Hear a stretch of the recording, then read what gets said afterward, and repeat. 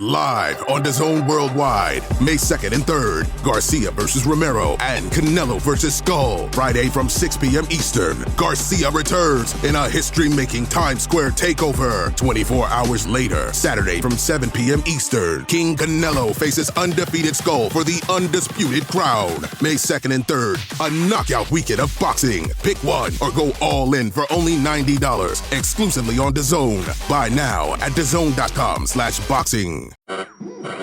We interrupt this program to bring you an important Wayfair message. Wayfair's got style tips for every home. This is Nicole Byer, helping you make those rooms flyer. Today's style tip: when it comes to making a statement, treat bold patterns like neutrals. Go wild! Like an untamed animal print area rug under a rustic farmhouse table from Wayfair.com. Ooh, fierce! This has been your Wayfair style tip to keep those interiors superior. Wayfair, every style, every home.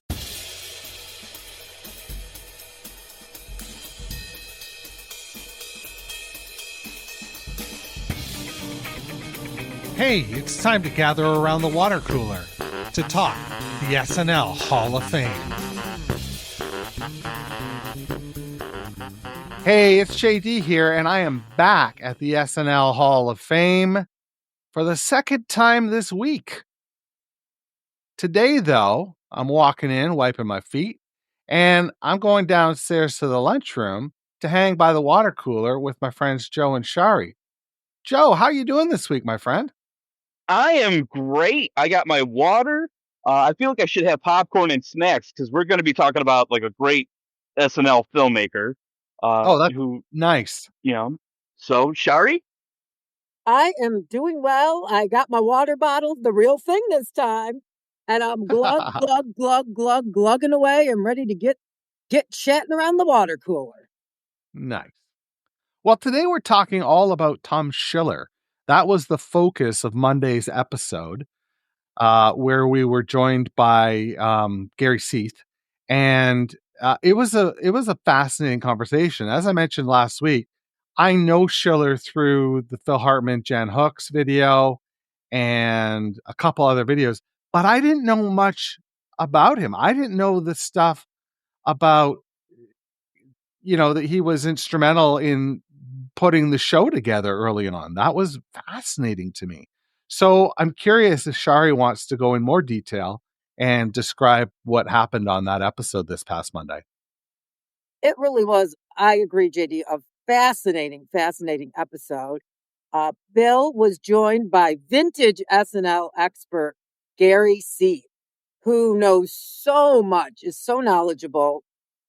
He, as you can see when you listen to his podcast, the Not Ready for Primetime Project, which he does with Brad Robinson, they are both so knowledgeable. So Gary was the perfect guest to talk about Tom Schiller, who, as you said, JD, was intrinsic to the very beginnings of the show.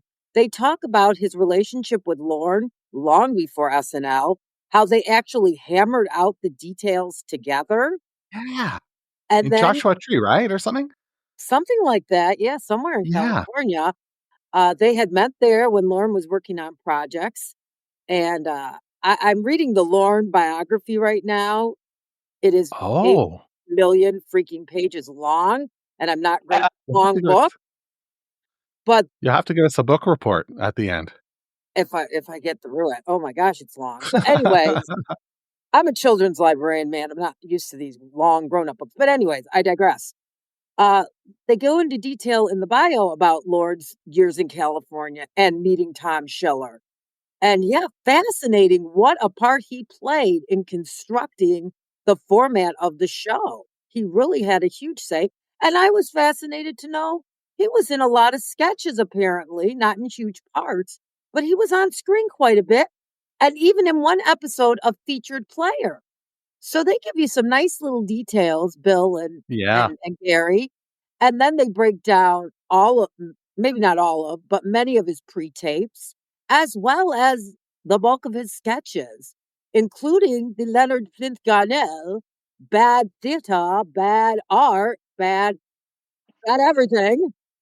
I watched the Bad Ballet recently. Very genius.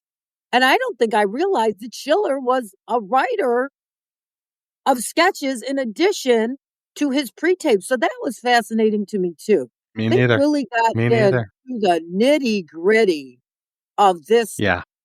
instrumental voice.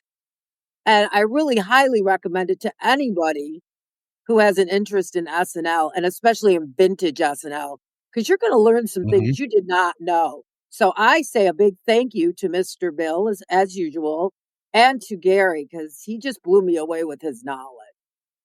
Yeah. It was fascinating.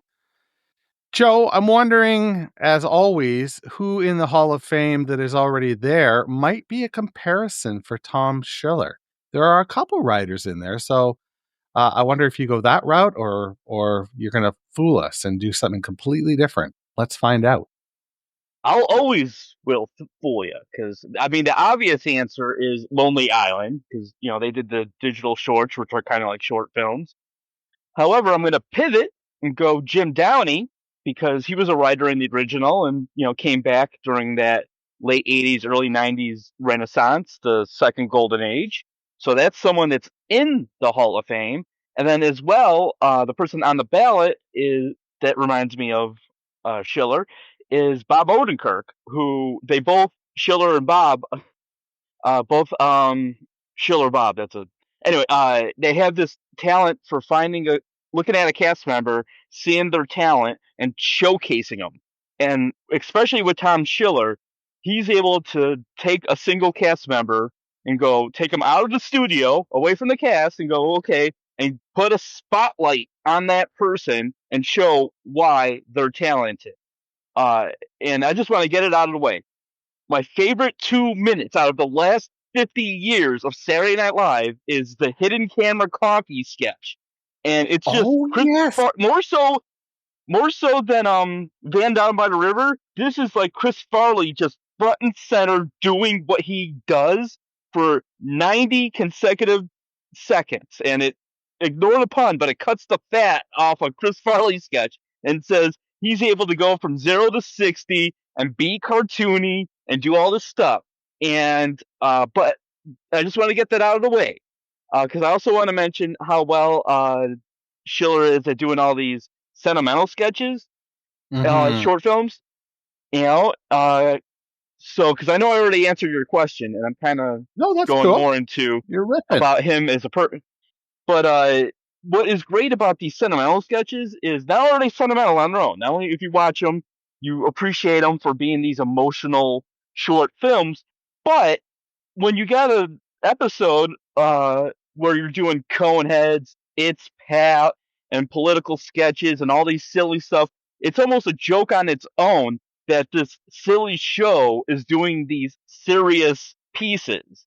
So it's Mhm. kind of like doing it like kind of ironically, and like to have a Norm Macdonald short film be dramatic and like touching because it almost resembles a joke that Norm does where he says, you ever seen a homeless guy with a dog? The dog's probably thinking I could pretty much do this on my own.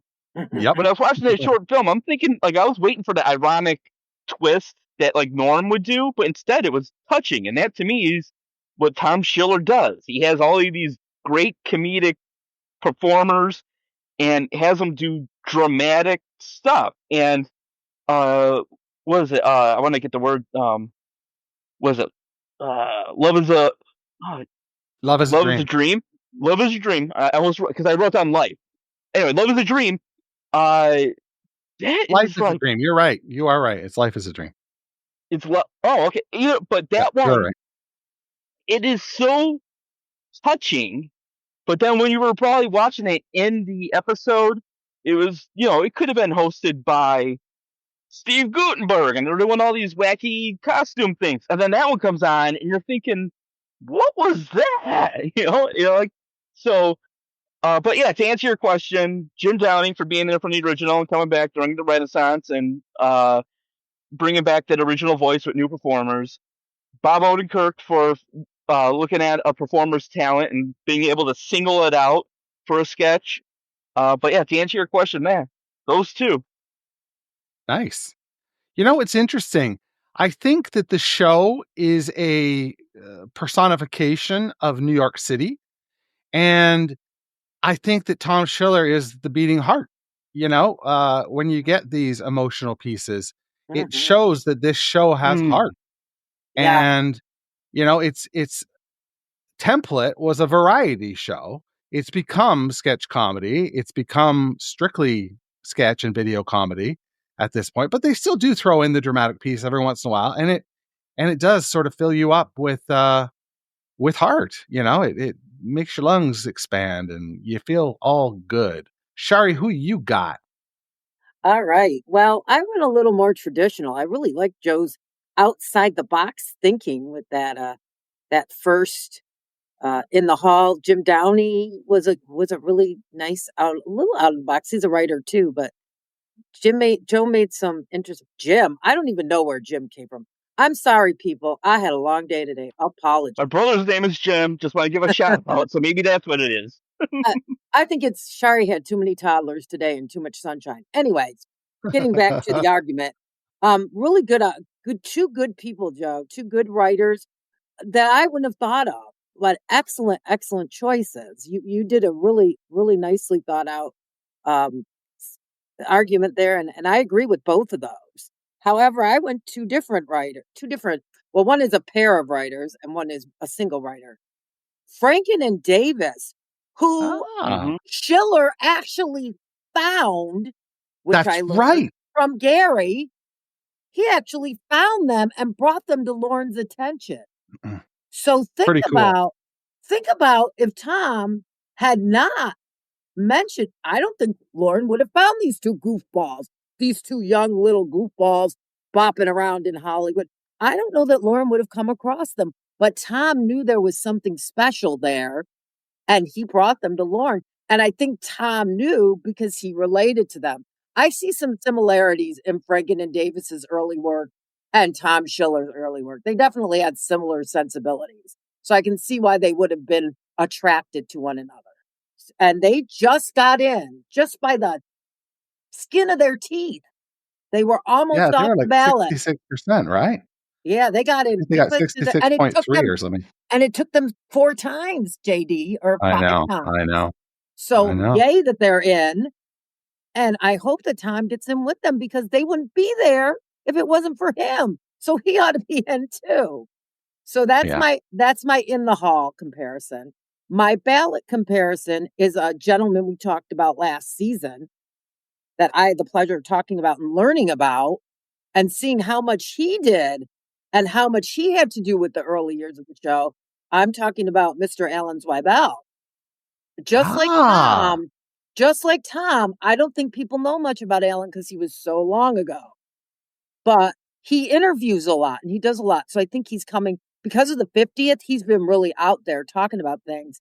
And he's such a good interview that I think people love him and are eating him up because he's so fascinating. He has all these hilarious stories.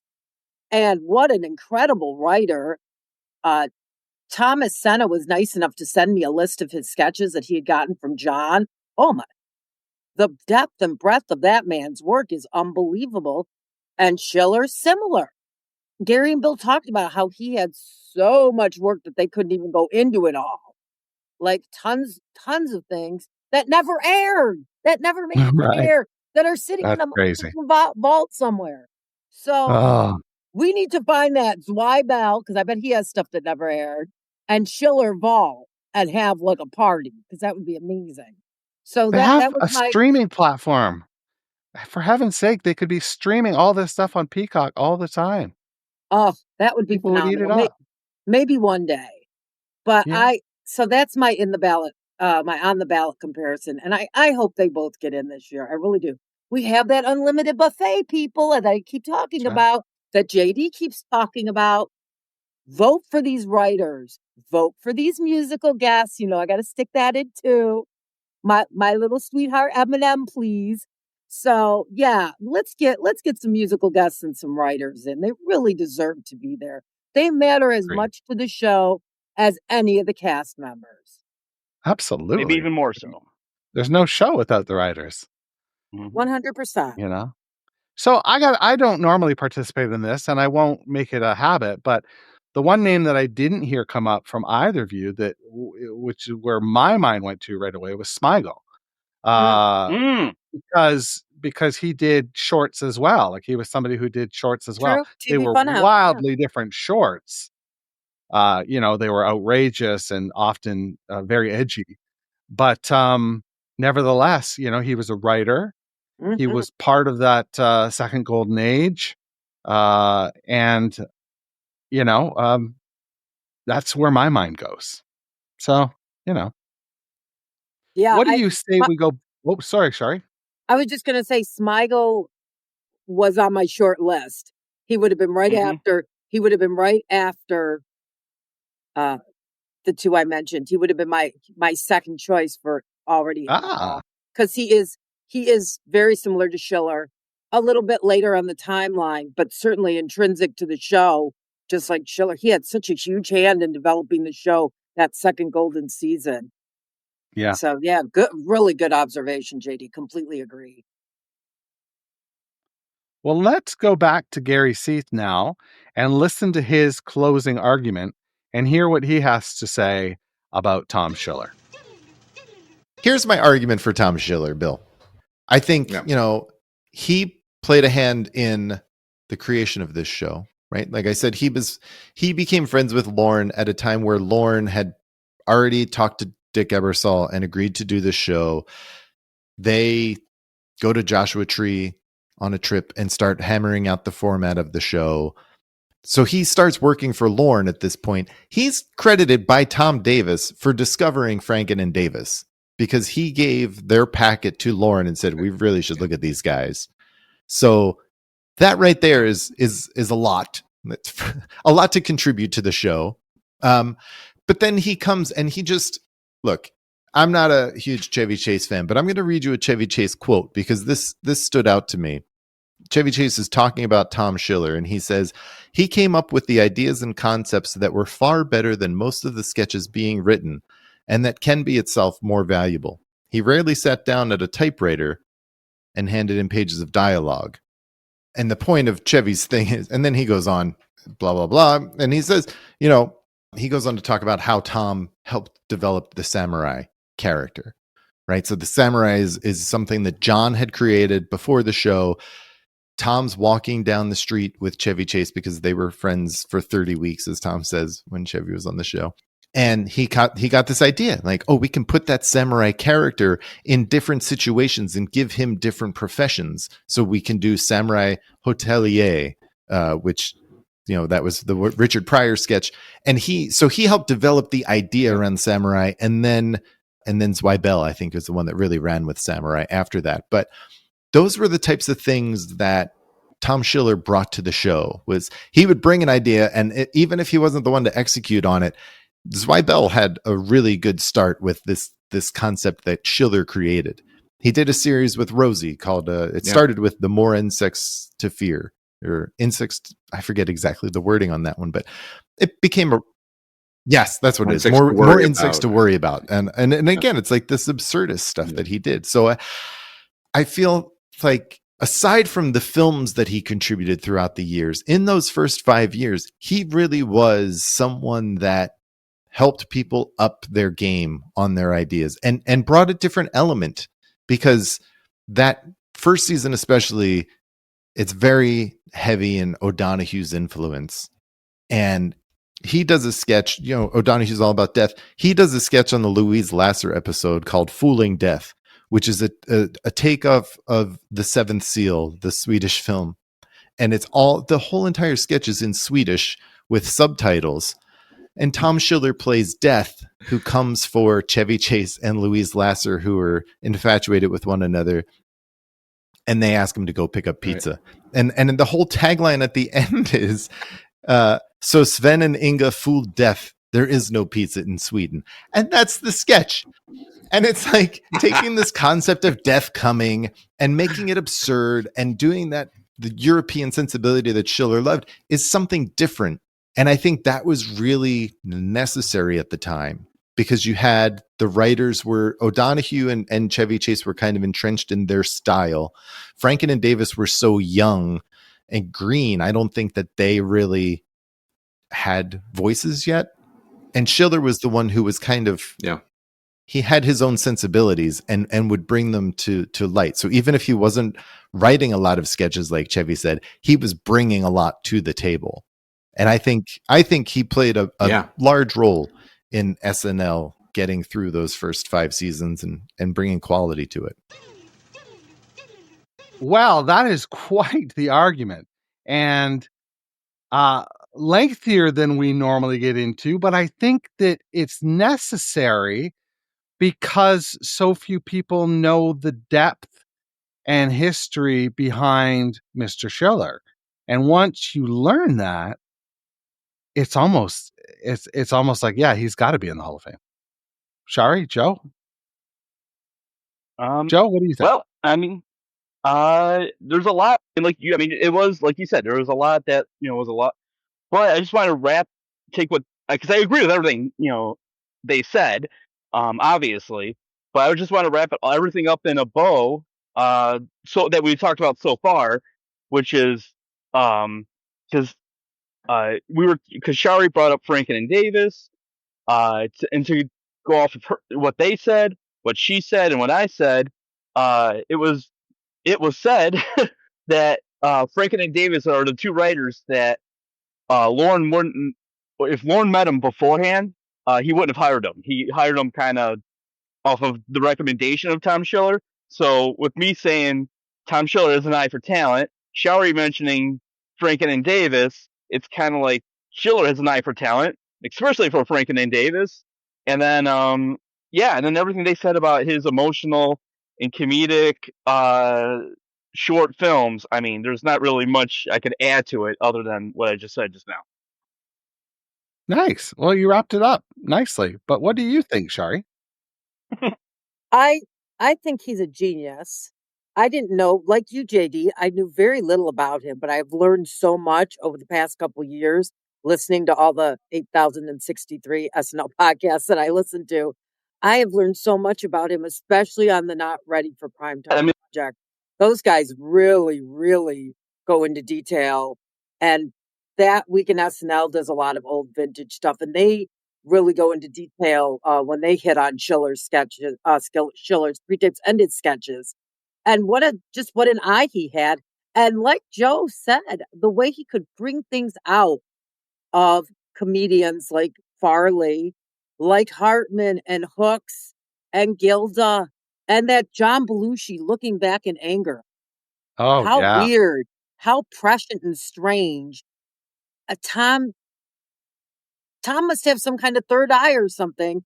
The way he sort of did that sketch about death and Belushi being the last one to die and everybody else dying young. And of course, it was the reverse in real life. I mean, that's eerie. And that's a sketch they just showed it on the 50th. So obviously, if they're showing this 40 some years later, obviously they're saying, wow, this Tom Schiller really knew what he was doing. So completely agree with Gary. Let's get him in. Let's get Rosie Schuster in. Let's get Zweibel in. Let's get them all in. Let's get them all in. Paula Pell, let's get them all in. Yeah, I agree. And one last thing I just want to add on, just one last little detail I want to put out there for the ether, just out into the internet world or in the world in general. I think Tom Schiller should do some type of tribute to Saturday Night Live, because if anyone could do a tribute film of any length towards Saturday Night Live, it's him, because obviously he knows how to highlight the talent that came through those. So I just want to put that out there. I like it. Well, while we're putting things out there, SNL put something out this week.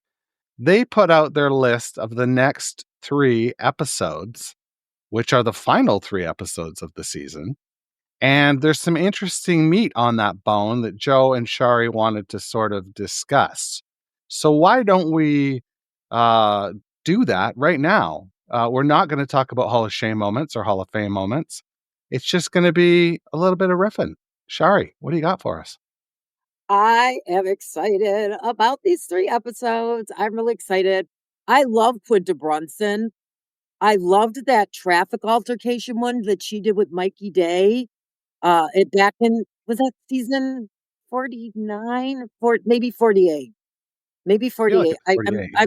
I'm bad with numbers. Yeah, that was a funny one. And then, I mean, almost every sketch I like from that episode. And Quinta, I love Quinta. She's genius. She's genius. And she's done sketch comedy. So she knows how to do it. So I think she's going to be great. I don't know anything about Benson Boone. I guess I'm I going. don't either. That's the beautiful thing He's a- about us now. They bring new music to me. Yeah. Yeah, he's a dramatic actor. He's on the Righteous Gemstones. I guess he was on, I think it was Deadwood. He's a very dramatic actor, and he has a very intense look to him. So I'm kind of interested to see this, dramatic looking man who's a dramatic actor come on like Saturday Night Live and do all these silly things. And I kind of am getting a Christopher Walken vibe from him, like Ooh. just being that serious and playing off of Mikey Day, and Sarah Sherman, Hey. So I'm curious about that. Are you Oh, speaking you of? made me look forward to it. Are you speaking about Walton Goggins, Joe? Is that who Walton you're? Goggins. Yeah. Oh, did I say the? Yeah, That's all you right. said You're good. Benson Boone. Sorry, I knew I didn't know the name, so either way, I was screwed. Benson Boone is the musical guest, and I just don't know who he is. But Walton Goggins, I love, and I totally agree. No, Joe, I totally agree with you. He was in a really funny show. He can do comedy too. He was in a really funny show called The Unicorn, where his wife died, and he's raising two girls, and he's a unicorn because he's a single man raising two girls who's not a dickhead. So the show's good, people. If you can find The Unicorn, it's excellent, very funny. So Goggins can do comedy. He's one of those character actors that everybody thinks they've seen somewhere, kind of like that sketch SNL did not long ago. Like, who?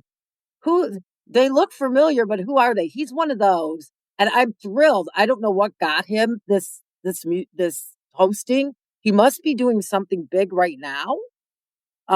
But I'm excited because I really like him. Yeah, it's going to be good. And then there is lots of conversation around the water cooler about the last episode of the season. And I don't know if you guys want to take off on that. Joe and Shari were talking in the chat earlier this week. And Joe, if you want to sort of lead this one off, you're more than welcome to. So yeah, it's Mrs. Colin Jost, Black Widow herself, Scarlett Johansson, star of Home Alone 3. But no, all right, here's what we were talking about in the chat earlier this week is this might be a setup for Colin Jost's last show because it's his wife and stuff like that. So maybe they'll probably do a finale thing. And if it is his last show, hopefully they'll do what is not just mine, but my parents' favorite is the joke swap and all that stuff. Oh, yeah. So, yeah. I mean, if it is a Colin Jost finale, that would be interesting. And, I know, and to hand it off to you, Shari, I'm sure we're both looking forward to Sarah Sherman tearing them apart one last time. Just leave nothing left. So what do you think? Oh, yeah, for sure, Joe. You know I love my Sarah Jost roasts, as we all call them. She and he have such a unique... I haven't seen him vibe with one of the cast members like this since Leslie Jones, which I loved him and Leslie. Right. Where Leslie was like his big fangirl, Sarah is his anti-fangirl. And I love their chemistry. I mean, don't get me wrong, he does well with all of the cast members that come on to Update. But he had a really special thing with Leslie that I loved. And he has a really special bond with Sarah that I love. And Joe, I totally agree. If he goes out and it's looking, everybody seems to think this is going to be it. He's going to go out with a bang. I bet you they're going to bring Scarlett on there. She's going to be like Sarah's twin sister or something. They're going to do something. She owes him a debt from the last joke swap when she had to sit there and listen to those horrible jokes about herself. She owes him a joke or two, I feel like. So you might be right. She might show up on Weekend Update as well to participate in the Joe's Roast. That would be I just love that idea. phenomenal. That would be phenomenal. I've also heard people have made comments about how Che's been dropping hints, but then a conversation I saw said Che's been dropping hints about leaving for 5 years. He likes to screw with us. So I don't know if Che's leaving or not. I know that he's a really great stand-up, who I would love to see if he would come to Michigan. So maybe he wants to finally go and really get into the stand-up thing. It'll be interesting to see. I think we could have an hour-long discussion, which we're not an hour-long show, so we're not going to do that. But I think there's going to be a mass exodus. Many casts are going to be leaving. So we'll see. Maybe we should do a little. Maybe we should do a little wager right now. I'm going to predict that 3 people leave, and I'm not going to say who, but I just think 3 people. I think 3 people will leave. What do you think, Shari? You're saying mass, so you've got a bigger number in your head. I think I've got a giant number. I think 8 to 10 are going to leave. Wow. Wow. Now that was walking. It's going to be huge. That's what I think. What do you think, Joe? What's your number? I got 3, and I'll take it in between where I'll say names, but it's still the number 3. Chloe Fineman, she's just kind of she rose to the top, and now it just kind of seems like this is her, just by nature or whatever. It just seems like her senior year, not by that it's a finale or anything, but just she was the featured, then she was, one of the leads, and and it seems like she could move on and do romantic comedies or whatever, just be the lead in a movie. Chloe Fineman. Who else will I pick? Colin Jost and Mikey Day. Yeah, I saw Mikey Day in a commercial, and I was like, "How much you want to bet?" He's, asking his agent or manager or something like, "Hey, what else could I do?" Like, not that I'm thinking about leaving, but just what are my options? And when I saw him in the commercial, it just kind of seemed like he was looking for other stuff. And so if I was to pick 3 names, it would be Colin, Mikey, and Chloe. But I mean, and it's about to. I was thinking about this at the beginning of the season, but it's about to. We will have to revisit these predictions on the finale. When we tape our finale, it'll be following the end of the season, so we should know. Although that news doesn't really break until summertime, I guess. But we'll see. We will see. Next week we've got another barn burner for you. We've got John Schneider joining us to nominate Jimmy Fallon himself. Jim Fallon. Should be a good one. Fallon seems like somebody who's a Hall of Famer. He's definitely a Hall of Laugher, a Hall of Breaker. We can, all agree on that. But I'll be interested to hear from John, and I'll be interested to hear him talk about Jimmy Fallon. So that's what we've got for you this week and next week. On behalf of Joe and Shari, I really want to thank you for listening. I want to thank Joe and Shari for gathering around the water cooler with me today. And stay thirsty, folks. Thanks for listening to the SNL Hall of Fame Water Cooler. To connect with Joe and Shari, join our Facebook group at facebook.com/group/SNLHOF. To email the cast, write to snlhofwc@gmail.com. Please subscribe, share, rate, and review the show wherever you get your podcasts.